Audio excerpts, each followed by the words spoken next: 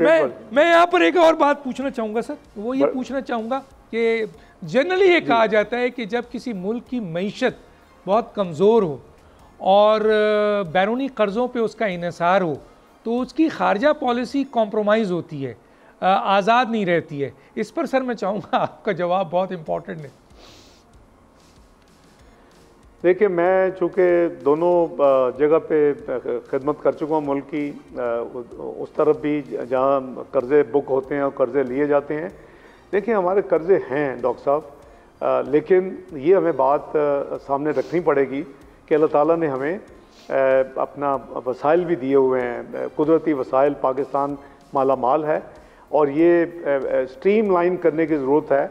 आपको अल्लाह ताला ने मिनरल्स दिए हैं, आपको ग्रेनाइट दिया है, आपको स्टोन्स दिए हैं, कुछ बलोचिस्तान में हैं, कुछ सिंध में हैं, कुछ नॉर्दर्न एरियाज़ में हैं।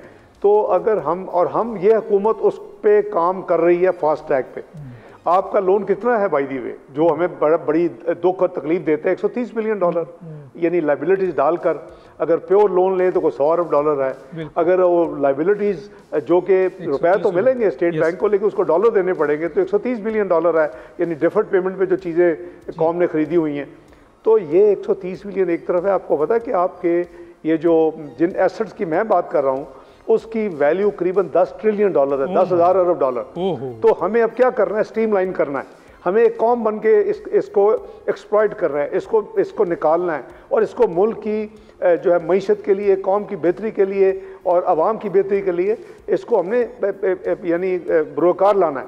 तो ये काम जो है ना, ये जो लेग पुलिंग है, ये जो डर्टी पॉलिटिक्स है, ये जो अंडरमाइनिंग है, ये जो पॉलिटिकल कॉन्स्पिरेसीज हैं, ये ख़त्म होनी चाहिए पाकिस्तान में। इसने ऑलरेडी पाकिस्तान के कई साल 2017 के बाद बर्बाद किए हैं। पहले भी साइकिल्स आते रहे हैं। कहाँ थे आप 2017 में? दुनिया को कह रहे थे आप G20 का बड़ी जल्दी हिस्सा बन जाएंगे। मैं कह रहा था या आप कह रहे थे? ये प्राइस वाटरहाउस कूपर्स कह रहा था। उनकी रिपोर्ट आज भी मौजूद है। तो क्यों नहीं बने G20? क्योंकि हमने पॉलिटिकल इंस्टेबिलिटी क्रिएट की, हमने इस मुल्क को डिरेल किया, हमने इस मुल्क को ऐसे डगर पे डाल दिया और 2018 के इलेक्शन मैंडेट चोरी करके उन लोगों को ले आए जिनको पता ही नहीं था।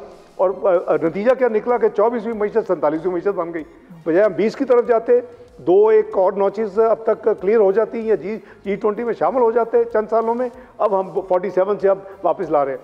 तो खुदा के लिए पाकिस्तान को आगे जाने दें और पाकिस्तान को मिल के इस भंवर से निकाले। कोई अकेला नहीं निकाल सकता, कोई अकेले कुल नहीं है।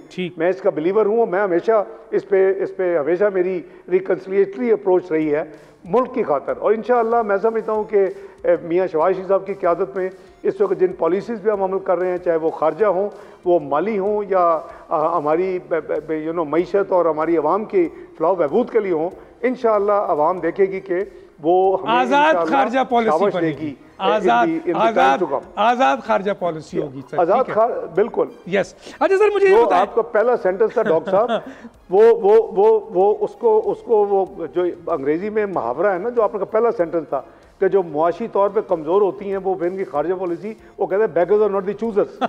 लेकिन अल्लाह के फजल से हमारी प्रॉब्लम यह है कि हम आपस में हम पाकिस्तान को स्टेबल नहीं होने दे रहे। सब्सक्राइब करें और बेल दबाएं ताकि कोई खबर रह न जाए।